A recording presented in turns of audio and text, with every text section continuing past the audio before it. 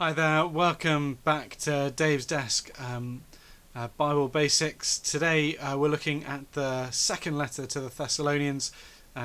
Video before that is the first lesson to the Thessalonians with more information about Thessalonica and things.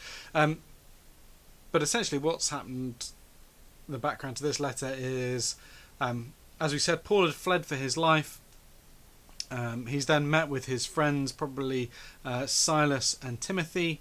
He's written 1 Thessalonians. They've taken that back to the church, spent some time ministering with them. Now they've come back to Paul, probably in Corinth, which is the other end of Greece, so a good distance away. And he's sort of received them back, learnt what they've been teaching about what's going on in Thessalonica, and so he's written this letter almost as an immediate response to what they've brought from him. So it's very much a conversation that we miss half of, as so often is the case with biblical letters. And so it's probably about 6 months after the first lesson, after the first letter. So a lot of the context is the same, and this second letter is still very much encouragement to stand firm, encouragement to have a right understanding of what God's plan is, to stay the course.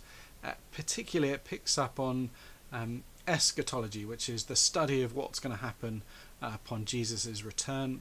And it seems like there's some people have come in and teaching some wrong things, that's already happened, and it's not entirely clear, but it's definitely not right. And so Paul is addressing that with them, what it means for Christ to return and what that will be like, and that they don't need to worry that they've missed something.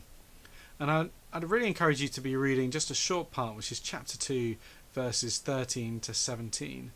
In it, Paul writes how we're chosen to be saved and sanctified, called through the gospel to share in the glory of Christ, to stand firm, holding on to what we've been taught. And if we do all that, then we will receive this eternal encouragement and the strength to do good. And it's a section that talks about doing good repeatedly. In fact, the letter has a bit of a do good theme running through it. And I just encourage you to think about how much that understanding that we have been chosen to be saved and sanctified, to share in the glory of Christ, to stand firm with him, leads to us actually living out and doing good. And what does that mean? And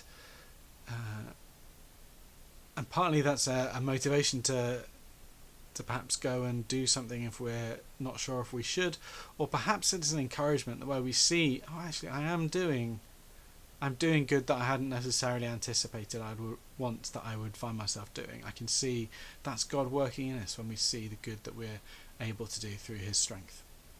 Thank you very much for listening today, and I hope to see you soon. Goodbye.